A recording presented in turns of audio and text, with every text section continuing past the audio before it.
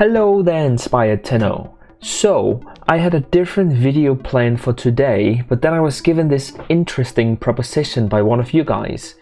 And I thought to myself, well, that's interesting enough. I'm always willing to widen my horizon. So I did a couple of runs of this alternative way to get IO, and now the results are in. So go ahead and get your guesses in, and then let's just go ahead and take a look at it. Okay, so as you can see here, GHOUL bounties are quite a bit faster to run. It takes 1 minute and 40 seconds to do one round of GHOUL bounty, and you only do the first round because on that round you have 25%, and then after that it drops to I think around 6 or 7%. So you exit and then you do it all over again, and that time is all considered in that 1 minute and 40 seconds. I did this for half an hour just to make sure that I had a proper sample size, and I was about to do about 6 runs every 10 minutes. The drop chance is, and I said 25, it's actually 26.5%. And overall, if you do this efficiently, and this is assuming that you have a computer that can handle this kind of shenanigans, if you struggle even a little bit in the loading zone, then you will not get these results.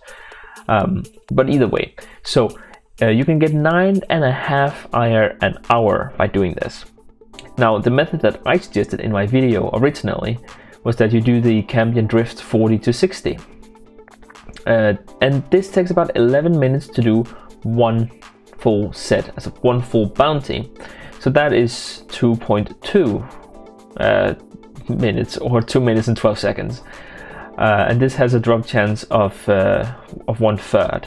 And with this you can get exactly 9 IR an hour.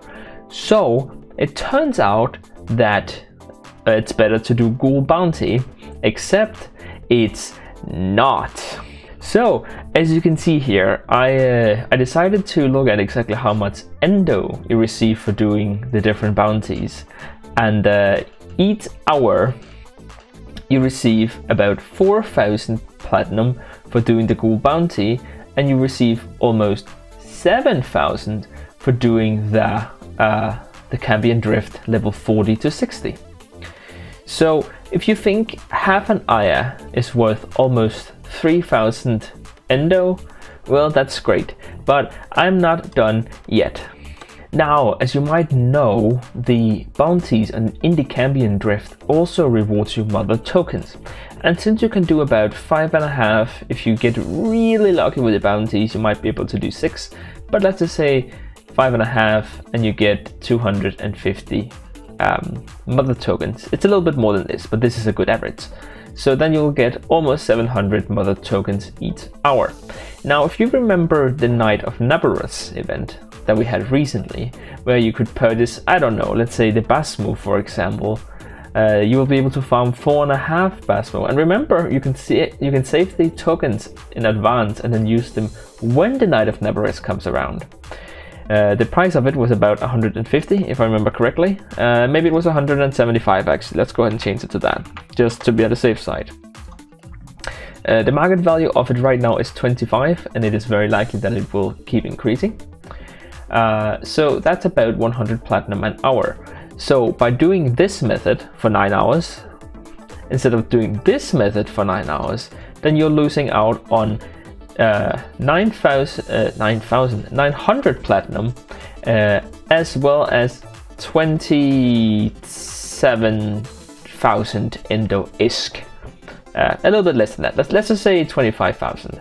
So for this reason alone, I would suggest that you go ahead and just do the CAMBION drift instead. That half an IR each hour is not that important. You know, honestly, you can just take the endo that you earn and then upgrade mods, sell them, preferably some of the more rare prime mods, and then sell those and use them to just buy the Warframes instead. So yeah, that's about that. I absolutely do not recommend GHOUL bounty unless you really do not care about any other reward. And then again, Amber IR stars, I would say, is better than having, I don't know, 9,100 adrenaline. So yeah, best of luck, and I hope that this helped.